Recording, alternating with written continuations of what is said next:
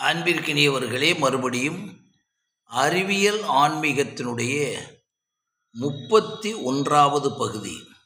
தலைப்பு மனம், உடல், அறிவு, ஆத்மா. காலையில் எழுந்த வினாடியில் இருந்து இரவு நாம் நம்மை மறந்து தூங்கும் வரையும், கனவற்ற தூக்கம் வந்து உலகத்தையும் காலத்தையும் மறந்து தூங்கி எழும் வரையும் நாமும் நம்மை சுற்றியும் அணுவான செயல்கள் அனைத்தும் ஆத்மாவின் அடித்தளத்தின் உயிர்ப்பினால்தான் நடைபெறுகிறது. ஆனால் அதை 100% ஒழுங்காக யாரும் இனம் காணுவதில்லை. இலகுவாகச் சொல்வதனால் நமது இதயம் எவ்வாறு இயங்குகிறது என்று ஒரு நாளாவது முழுவதும் உணர்வுடன் உணர்ந்து இதயத்தை பார்க்கிறோமா? இதயத்தை மட்டுமல்ல, நம்முடைய அனைத்தையும் மறந்துவிட்டு புற உலக பொருளுக்காக, பணத்திற்காக, புகழுக்காக, பதவிக்காக மட்டுமே அசுர வேகம் எடுத்து அலைகிறோம். இப்படி ஒவ்வொரு நொடியும் நம்முடைய பார்வையில் நம்மோடு இருக்கும் உடம்பின் இயக்கத்தை கூட உணர முடியாத நிலையில் இருக்கிறோம். உளவியல் என்ற பெயரில் சமாதானங்கள் கூறி தப்பித்து கொள்கிறோம். உளவியல் என்ற பெயரில் சமாதானங்கள் கூறி தப்பித்து கொள்கிறோம். இதையெல்லாம் ஒதுக்கி ஆன்மாவை உணர்வதற்குரிய தனி நேரத்தை முழுவதுமாக ஒதுக்கி அதில் எவ்விதமான அனாவசிய எண்ணங்களும் அற்று உணரத் தொடங்கினால்தான் ஆத்மாவையும் அறிவையும் பகுத்தறிந்து பார்த்து ஆத்மாவின் உண்மை நிலையை புரிய முடியும்.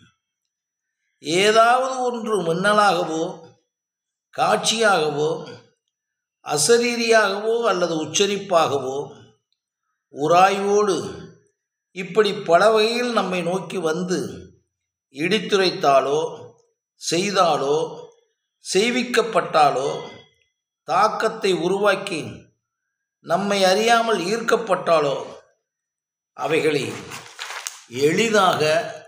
அவைகளிலிருந்து எளிதாக அவைகளை தவிர்த்து விடக்கூடாது. அவற்றை வரவேற்று உள்வாங்கி அதன் மீது மிக ஆழமாக உள்சென்றால் அதனுடைய சூட்சுமத்தை, உண்மையை உணர முடியும். இப்படி இனங்கண்டு விளங்கியவுடன் அதற்குரிய காரணத்தையும் காரியத்தையும் இடைவிடாமல் தொடர்ந்து ஆய்வு செய்தால் அதுவே மிகப்பெரிய வாழ்வியல் விதியாக உருவாக்கும். நமக்கு அதனுடைய முதல் நுனியை பிடித்து கொண்டு அதற்குரிய செயலை விருத்தியடைச் செய்தால் அதுவே மிகப்பெரிய வாழ்வியல் விதியை உருவாக்கும். அதனுடைய முதல் நுனியை பிடித்து கொண்டு அதற்குரிய செயலை விருத்தியடையச் செய்தால் அது மிகப்பெரிய உண்மைகளை நமக்கு தெரிவிக்கும். அதனால் நமக்கு தாமோ வலிய வரும் அணுவான நிகழ்வுகளை எளிமையாக தவிர்த்து விடக்கூடாது. தவிர்க்க வேண்டியவர்கள் என்பதை ஆய்வு செய்த பிறகு தவிர்த்து விட வேண்டும், அல்லது பகுத்தறிவினால் விலகிவிடலாம். தலைப்பு பதஞ்சலி யோக சூத்திரம்.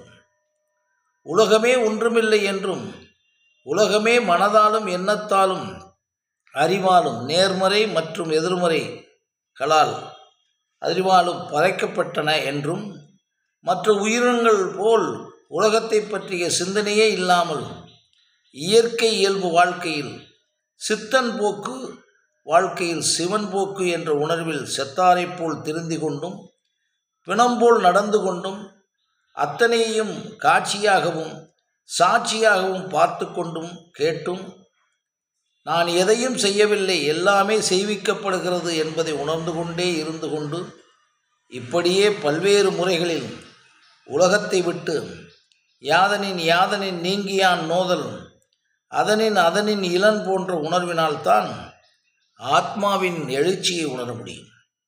இதற்குரிய பயிற்சிகளையும் உணர்வுகளையும் தனக்குள் ஒரு மனிதன் கொண்டு வந்து மகா மென்மையாக வாழும் முறை என்பது அவ்வளவு எளிதானதன்று. ஆனால் பயிற்சிகளோ தொடர்ந்து பழகினால் படிப்படியாக எளிமையாகிவிடும். இதைத்தான் பதஞ்சலி முனிவர் பயிற்சியினாலும் பற்றின்மையினாலும் தான் எண்ணங்களை அடக்கி இதை பெற முடியும். அவற்றை முற்றிலுமாக அடக்கி வைப்பதற்கான தொடர்ந்த முயற்சியே பயிற்சி எனப்படுகிறது. பார்த்த அல்லது கேட்ட விஷயங்களின் மீதுள்ள ஆசையை விட்டவர்களிடம் எந்த மனநிலை வந்து சேர்கிறதோ, எந்த மனநிலையில் பொருட்களின் மீதுள்ள ஆசையெல்லாம் அவர்கள் அடக்க முடியுமோ அதுவே பற்றின்மை.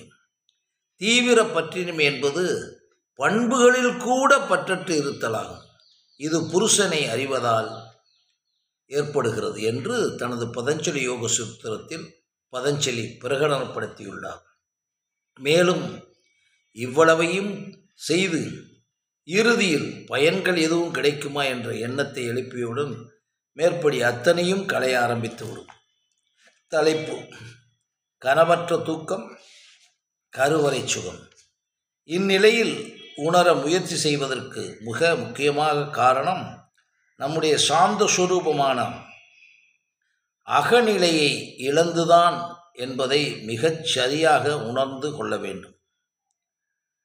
இவ்வளவு பயிற்சிகளை எப்படி முடியும் என்று கேள்வி எழுந்தாலும் நமது இடையறாது இருந்த சில மூல அமைதியை தேடித்தான் நாம் நமக்கு தெரியாமல் தேடிக்கொண்டிருக்கிறோம். அமைதிதான் இறுதி. அது ஏற்கனவே பூரணமாய் நம்ம உடல் முழுவதும் அனைத்திலும் நிரம்பி கருவறையில் இருந்தோம். அதை உலகத்திற்குள் நுழைந்தவுடன் சூழல் அறிவினாலும் ஒப்பீட்டு அறிவினாலும் புலன் பொறிகளினாலும் ஆசை, பேராசை, கோபம், ஆணவம், மாயை, பொய்மை, பொய்யாணவம் போன்ற பல்வேறு எதிர்மறை உணர்வுகளினாலும் இழந்து விட்டோம். தொடர்ந்து விட்டதை பிடிக்க தக்க வைக்க போராடியே ஆக வேண்டும். சுயம், தன்முனைப்பு, உள்ளுணர்வு தூண்டல், நேர்மறை மரபணுத்துடன் தூண்டல், நேர்மறை உள்ளுணர்வு படைப்புணர்வு தூண்டல் போன்றவைகளாலும் நாம் தேடிக்கொண்டே இருக்கிறோம். எதிர்மறையோ நேர்மறையோ எல்லாம் எண்ணங்களின் கூட்டணி தூண்டல்களினால்தான் என்பதை மறந்துவிடக்கூடாது. அது எந்த வகையில் இருந்தாலும் எண்ணம் எழுந்தவுடன் அந்த எண்ணம் சித்த விருத்தியாகவோ சிதைவாகவோ தோன்ற ஆரம்பித்தவுடன் அது நேரடியாக உடலைத்தான் தாக்கும். அப்படி உடலை தாக்கத் தொடங்கியவுடன் அங்கே அதற்கு டென்ஷன் என்றும் ஸ்ட்ரெஸ் என்றும் மன அழுத்தம், மன இறுக்கம் என்றும் மனச்சிதைவு நோய் என்றும் பல காரணங்களும் காரணிகளும் உருவாகின்றன. இவைகளை போக்குவதற்கு தியானம் போன்ற பல ஆயிரம் பயிற்சிகள் தோன்றியுள்ளன. ஆனால் அவைகள் எல்லாம் ஏதாவது ஒரு சில மணித்துளிகள் தான் தற்காலிகமாக மனிதனுக்கு ரிலாக்ஸேஷனை கொடுக்கும். ஆனால் அவைகள் முழுமையான அமைதியை கொடுக்காது. இதை 100% உணர்ந்தால்தான் முழுமையான அமைதி பெற முடியும். அதாவது தன்னை முழுவதுமாக தன்னுடைய மனம், உடல், அறிவு, மனச்சாட்சி, மரபணுத்திறன், இடம், காலம், பொருள் ஆகியவைகள் 100% இணையும், ஒன்றோடு இணைய வேண்டும்.